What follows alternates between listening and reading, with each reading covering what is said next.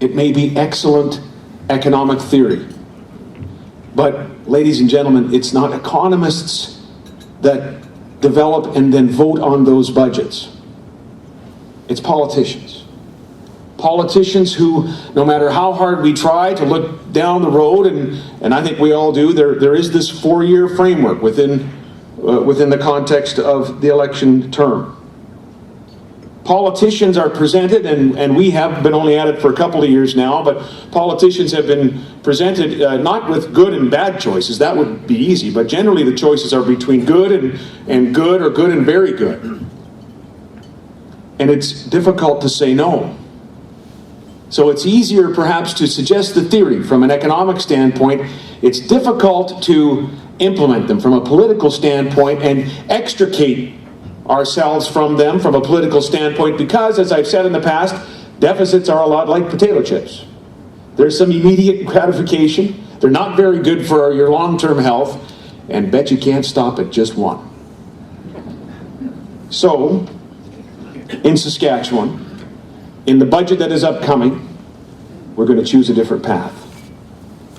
We will not borrow to cover our operating budget. We will not see the debt rise to cover a gap between expenditures and revenues.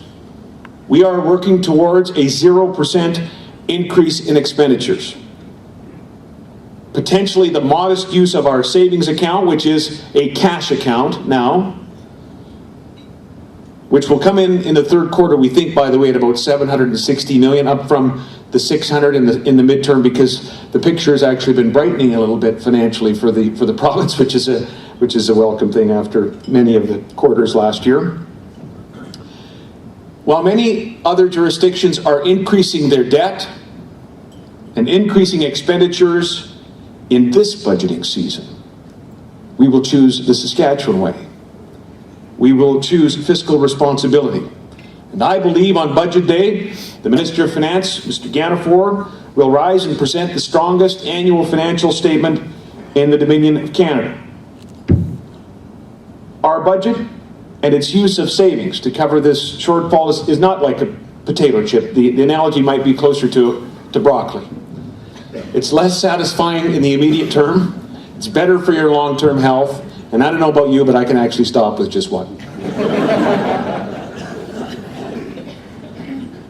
This budget coming up will not be about potash.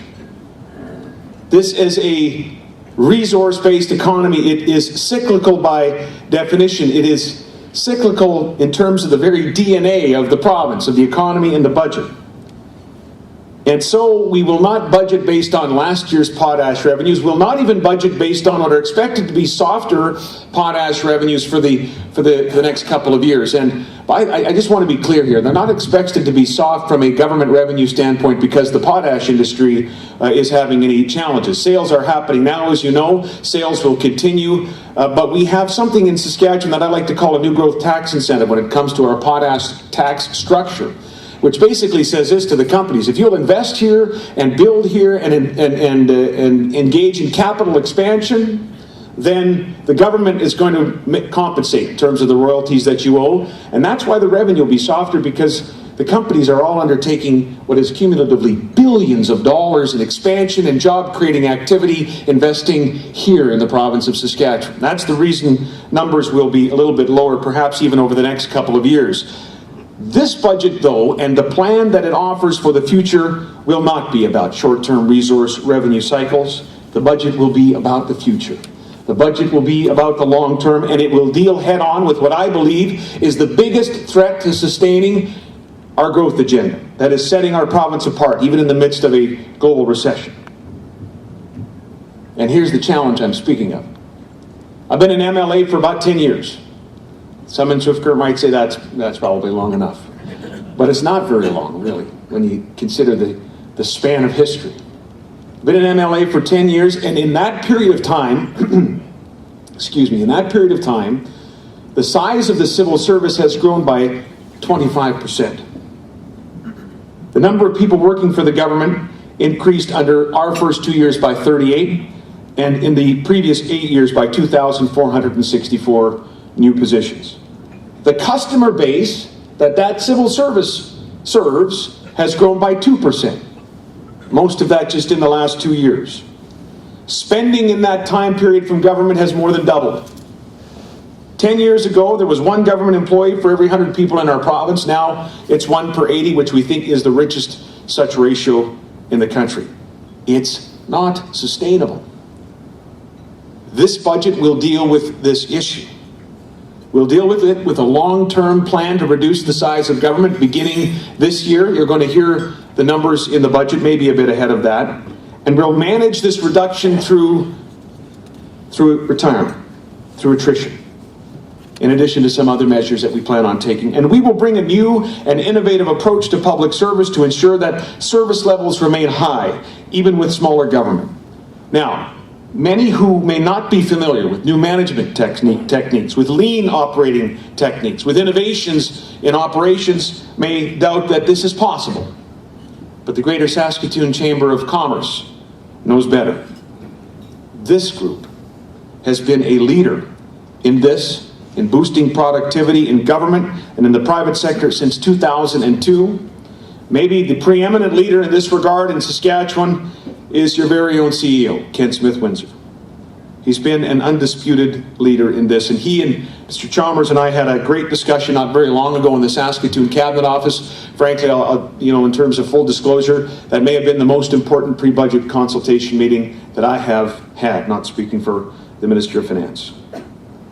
He's the first one to admit that boosting productivity in government sounds a bit like an oxymoron.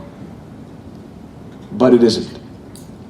And the Chamber itself can demonstrate how it is not an oxymoron. They have worked with the City of Saskatoon, who are on their own efficiency program. They've found about $2 million in savings, and work continues. The Chamber of Commerce from this city was the one that recommended the rate review panel for our Crown corporations, recommended to them that they ensured that every Crown have a productivity report accompanying their request for a rate increase. And we're not all the way there in terms of greater efficiencies in the Crowns, but we're heading in that direction, and again, we're doing that because of the leadership of this organization.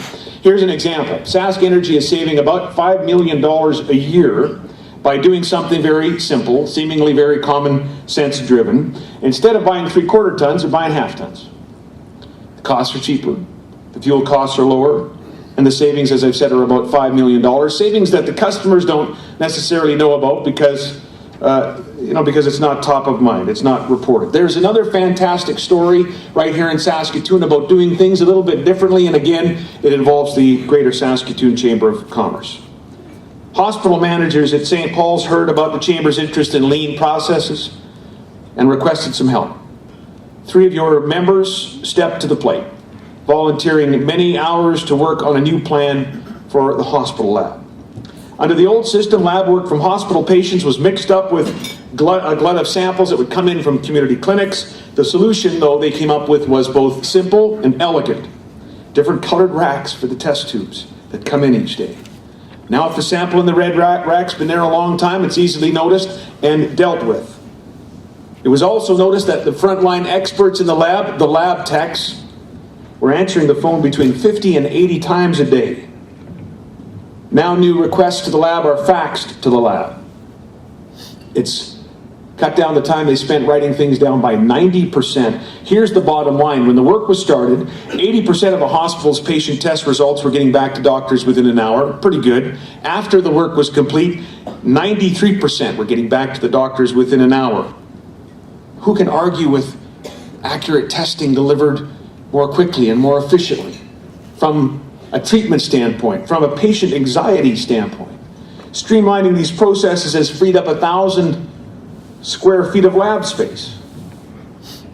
And lab techs have driven the innovation. They've been part of the innovation. There are stories like this right across business, right across various government agencies, not so much in our province yet, and that's what's going to change.